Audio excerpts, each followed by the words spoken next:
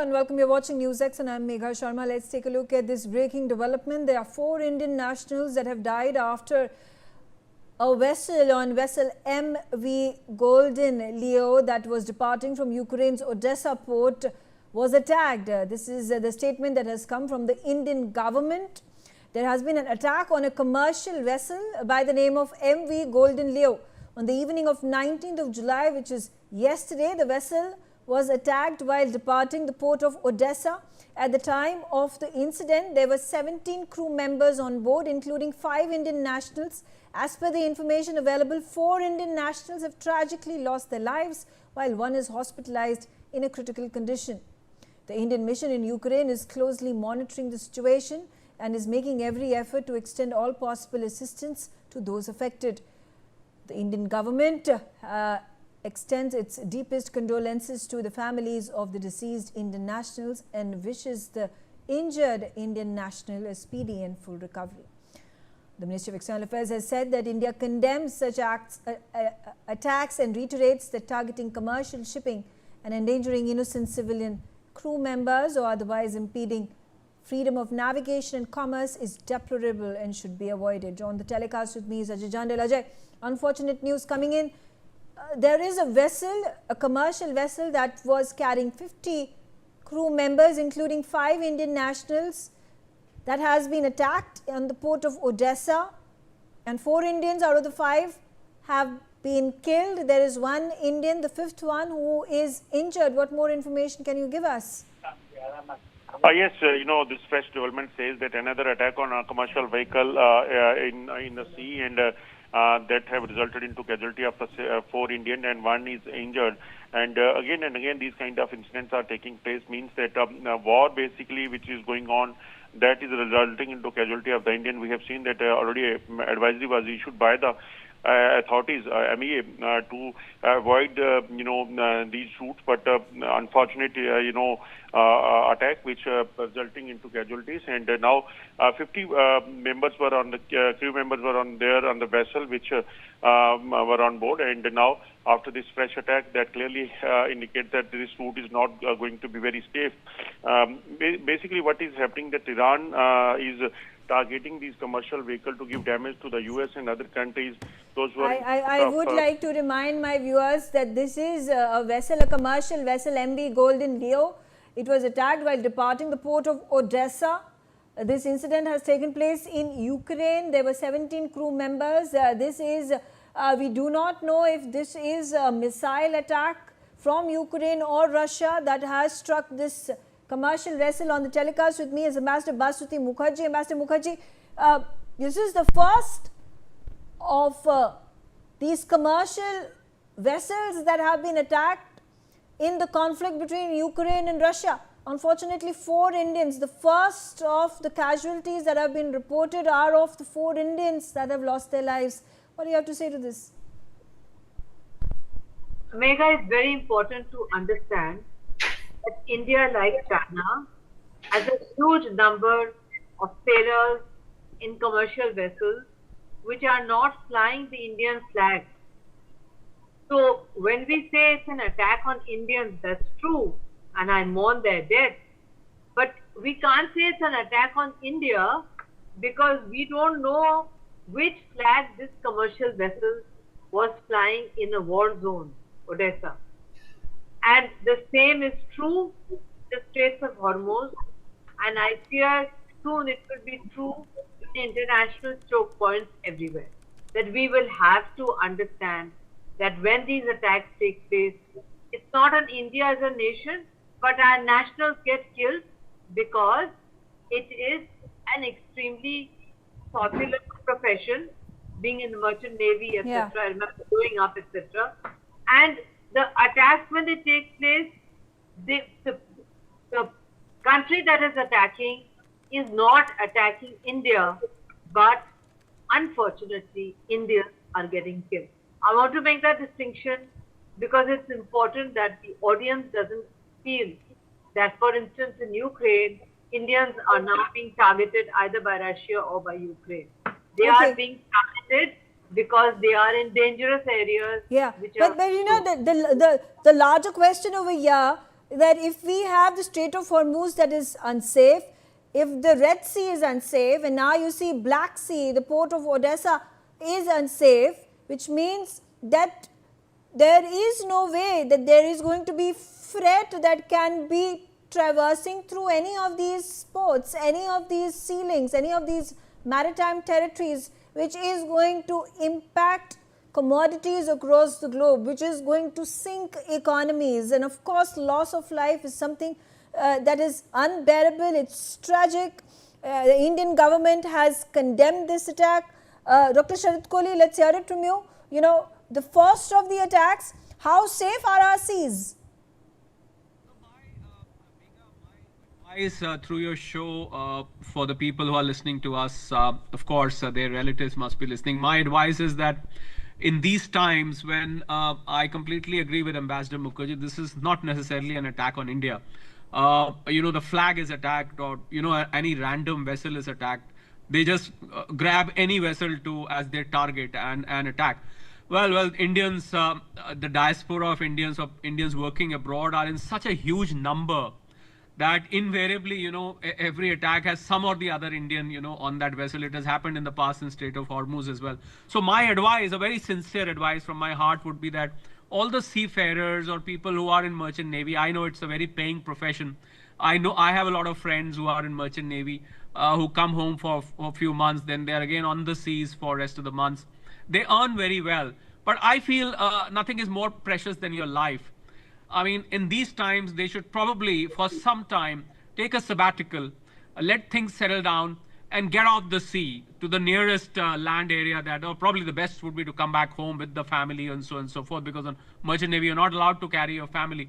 So I think for the time being, they should just abandon and come. That'll be my only advice. How do they earn their living? I mean, the war between India and United States of America does not Iran and United States of America does not seem to end. It goes on for month after month after month. And we see that the Ukraine-Russia conflict has now extended to the seas as well. Apparently. Well, Megha, I feel nothing is more precious than life. I mean, your question is, what do they do earn for living? I think they can just give it up. They can put down their papers.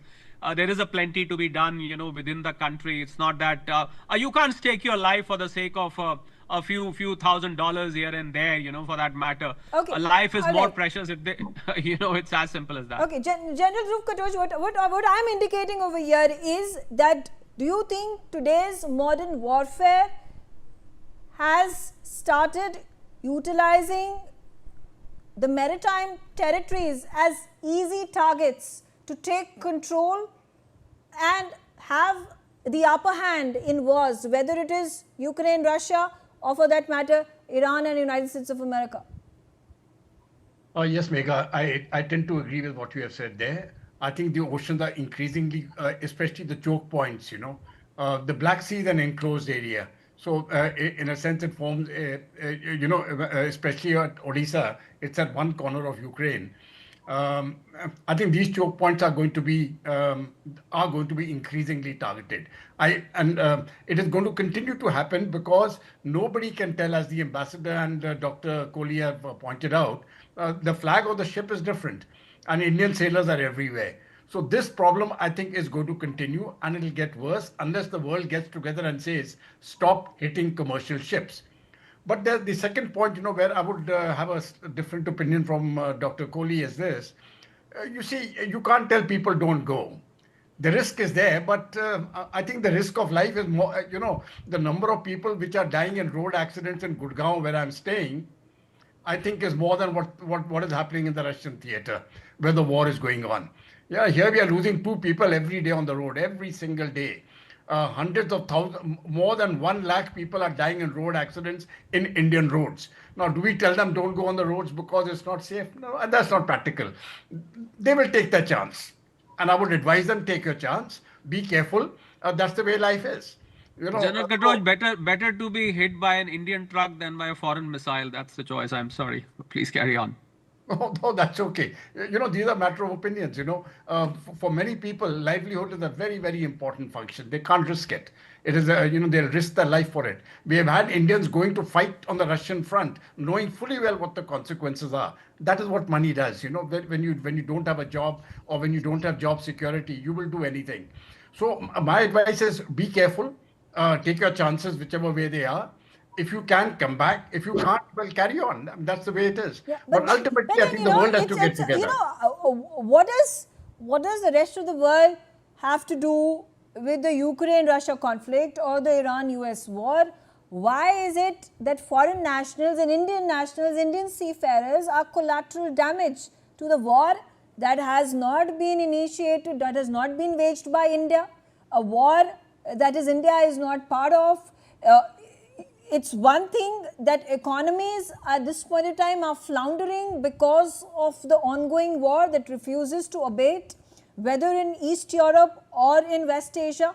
But when lives are being jeopardized, and there is, of course, a deliberate attempt by these malicious actors in being able to target through their missiles and drones on commercial vessels.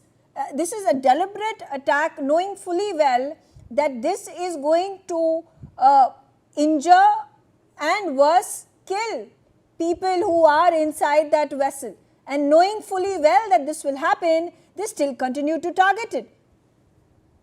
General Duvkatoj, how do you view this? Do you think this is the new form of warfare? Is this a tactic that is now going to be used by countries who are in war to arm twist, to pressurize the other party, that if you don't come onto the table and stop the war, stop attacking us, collateral damage is going to be the rest of the world? Megha, I think that's a very dangerous precedent for any country to follow. And in this place, as Odisha has been hit, obviously it would have been a Russian missile. Odisha is with Ukraine. Now, I think if the Russians start hitting commercial vessels, I'm afraid it'll happen to them too. So I think all countries have to be responsible. In war, you do not hit commercial ships. You hit military targets. You don't hit civilian targets. That is one of the fundamental principles of war. And I think they have been violated both in Russia, in Odisha, and they have been violated in the Gulf by all parties concerned. Okay, all right. We have more information coming in on this story. Ukraine Seaports Authority has now said that there are 10 people who were killed after the Russian missile strike on the civilian cargo ship. So that's the update. Air Commodore Sanjeev Mendirata on the telecast with me as well. Commodore, how do you view the situation? Again, the question about whether the rest of the world is going to be used as pawns in a fight, in a war that has definitely not been escalated, not been initiated, not been waged by the rest of the world. Hello, Megha. To start with, let's not oversimplify the situation and let's not equate two different things. The first part is the strait is different and the war there is different. The fears there are different and the ships chosen there are by purpose for various reasons. When we talk about Odisha, it's on the southern edge, away from Russia, but it was not a combat zone. But as on date, it is a combat zone. So there is a risk, because when you go into the combat zone, there is always a risk. Secondly, every fourth person in the Navy, in the merchant Navy, is an Indian. I mean, 25% of the workforce roughly is from India. So we should not be really issuing out statements like Indians are being killed. It is that the seafarers are being killed and 1 in 4 is an Indian.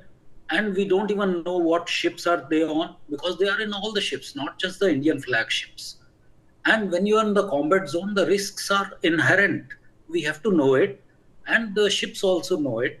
And for whatever reasons they were there, and for whatever reasons, whether by accident or whichever way, we do not as yet know. We will soon get more details.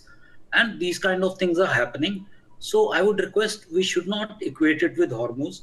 Our seafarers are safe, our seas are safe.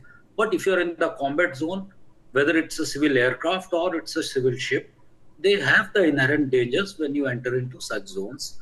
And accidents also happen, and sometimes the things may happen intentionally, but we should not be over jumping. And yeah. Okay, Ambassador Mukherjee, how many of such wars can the world really afford? Actually, these, I don't call them wars, I call them conflicts. Most of them are because of Trump and Trump's inability to understand how to bring them to a close. As far as the Iran conflict is concerned, he allowed himself to be maneuvered by Netanyahu into a situation where he was in an actual war situation without authorization by Congress, and in a situation where he thought he could get out of it. Each time he thought he could get out of it, the Israelis were one step ahead and sabotaged his peace initiative. So now the problem here is that Trump desperately wants to get out of this conflict.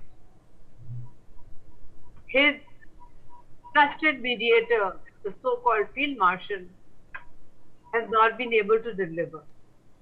He has to find a quick way out because, as you rightly pointed out, Megha, it is disrupting the global economy, which he doesn't care about. It is disrupting the MAGA base and the American economy, which he cares about.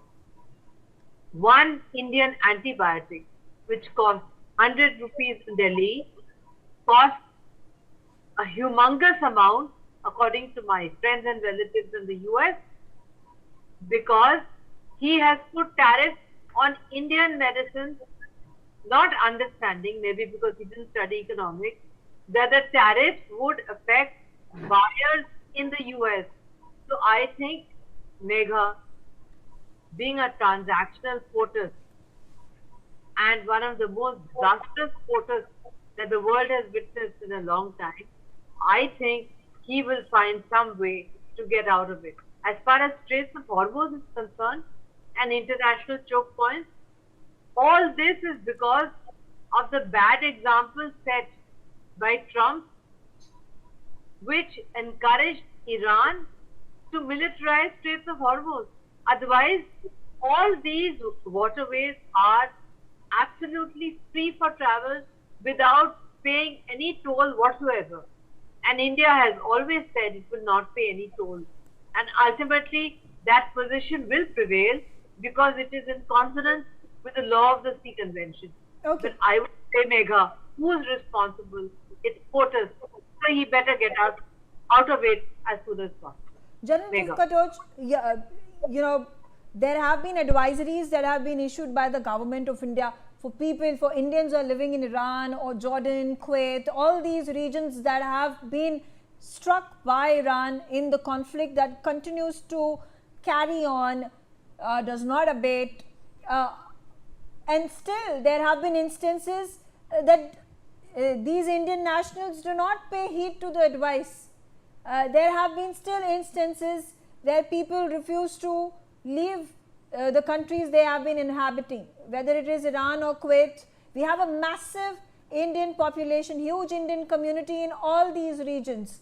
How do we ensure their safety and security? Megha, no, I don't think it is the responsibility of India to ensure the safety and security of people who are living outside India.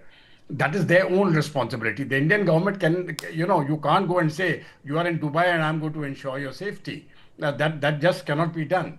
So every person is responsible for himself. The government of India can do something within India, across the borders. I'm afraid it is beyond the purview of the government. They can only issue advisories, and those advisories have been issued.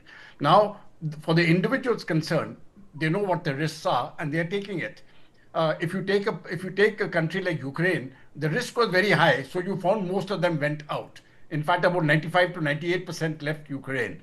But people do not see the same level of risk in the Gulf because the targeting is very specific. We have got precision targeting on military targets.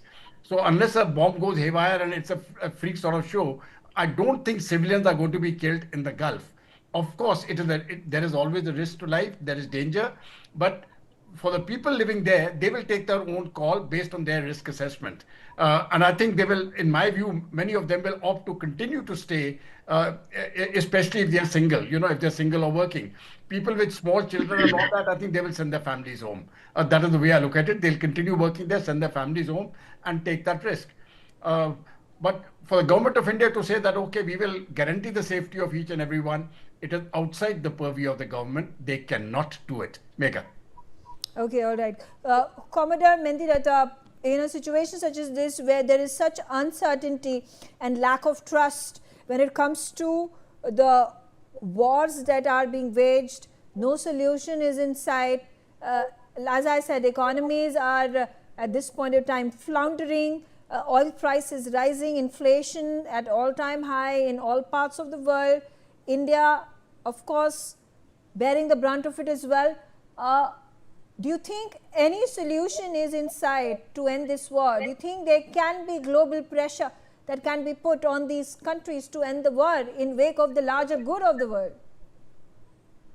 Okay, Megha, there were a lot of questions. I'll try and answer them one by one, and let's see if I don't miss anyone. Firstly, the advisories are not to create panic. Also, does not mean that we have got some advanced information about some attack which they don't know about. So you should not look at it like that. Number two, if you are talking of the whole Western Asia, then we are talking about 1 crore people who are earning their living there. They would like to leave also. And they also know how much safety is there and how much danger is there in their staying there. And secondly, they do bring home some foreign exchange, and also they are earning for themselves. Now, when you come to Iran, Iran does not have too many people. If you break down, you'll find there are mostly MBBS students, some workers, and some traders there, accounting to about 9,000 people. And in February and then March also, these advisories were there. And in between, the flights had stopped. When the flight started, a lot of people had decided to come if they wanted to come. And if they are staying there, they are staying there by choice. This issue is only to tell that more people should not be moving towards Iran if they are planning to. Secondly, they should not move around unnecessarily there in Iran itself. Thirdly, they should keep in touch with the embassy in case they require anything. To that extent, we do help. And if there is a major crisis, we even try to evacuate, but we are trying to avoid those kind of situations. And hopefully those situations will not be there. Coming to your second question, that America is slowly trying to degrade their forces, especially 4 things: their launchers, their drone attacks, their IRGC command centers, and also the arms which they have, which can attack the Hormuz and take the control of Hormuz.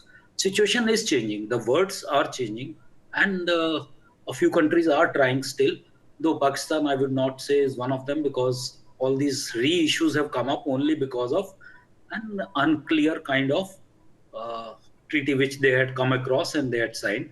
And I think I would rather put the blame on these 2 countries which had tried it earlier. Now, okay. Also, again, I'm talking about, there were a number of deaths that were reported at the start of the war when there were strikes in there were missiles and drones that hit UAE and Dubai particularly. A lot of Indians, and there were some Indians that lost their lives, and these Indians were basically construction workers that lost their lives, which means that they are not the people who are earning a large chunk of money. These are people who are not middle class or upper middle class or coming from elite circles. These are poor people who have left their homes, their families, to earn a better livelihood, who send the majority of the paychecks that they earn back home as remittances, in a situation which is so dire that they are risking their lives because they don't have better opportunities back home. Their families are going to die starving. How do we figure out a solution to this? Is the government of India still responsible? Yeah, let's look at the reality. We are talking about 1 crore people. Secondly, the dangers today, in the last 4 months, dangers today are much more than what they were till yesterday or day before, because the last 8 to 9 days of American bombing has got some aims, and Iran is trying to react to it, to all the Iranian other states in the Middle East.